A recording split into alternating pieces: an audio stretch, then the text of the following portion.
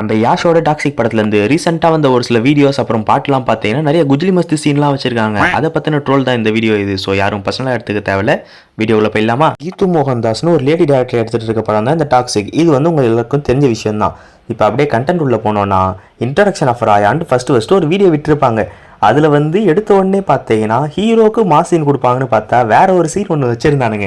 இந்த சீனுக்கு அப்புறம் பார்த்தீங்கன்னா இன்ஸ்டாகிராமில் அந்த லேடிக்கு வந்து ஃபாலோவர்ஸ் பயங்கரமாக ஏறி இருக்கு. சரி ஸ்டார்டிங் வீடியோ கொஞ்சம் இப்படி வச்சா நல்லா இருக்கும் ரீச் அப்படின்ட்டு வச்சிருப்பானுங்க. நானும் நினச்சேன். அப்புறம் கொஞ்ச நாள் கழிச்சு பார்த்தீங்கன்னா லேடிஸ் அண்ட் லேடிஸ்னு ஒரு வீடியோ விட்டுருப்பானுங்க. அதில் பார்த்தா இருக்க ஃபீமேல் கேஸ்ட்லாம் காட்டுறன்ற மாதிரி வச்சிருந்தாங்க. அதெல்லாம் ஓகே, நல்ல விஷயம் தான், பரவாயில்ல, நல்ல இனிஷியேட்டிவ்லாம் பண்ணுறாங்க அப்படின்னு நினச்சேன்.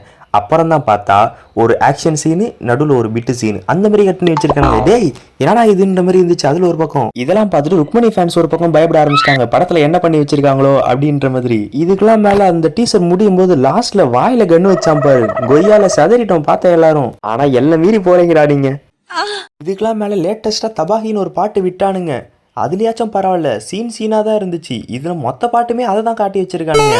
அதாவது ராக்கி பாய் எப்படின்னு பார்த்தீங்கன்னா ராக்கி இல்லை, நம்ம ராயா எப்படின்னு பார்த்தீங்கன்னா பொண்ணுங்களை பார்த்தாலே டப்புன்னு பாஞ்சிருவார் போல. ஸ்ட்ரெஸ்ஸாக இருந்தால் பாஞ்சிருவார். இதில் ஒரு மீட்டிங் முக்கியமாக ஒன்று காமிச்சிருப்பானுங்க. ஒரு இடத்துல பேசிட்டு இருப்பாரு, கடுப்பாயிட்டு இருக்கும், டப்புன்னு ஏந்து போய் போட ஆரம்பிச்சிட்டு இருப்பாரு. நோ என்னடா இதெல்லாம்? படம் பேர் மட்டும் தான் டாக்ஸிக்னு பார்த்தா படத்தில் இருக்க மொத்தமாகவே டாக்ஸிக்காக தான் இருக்குது.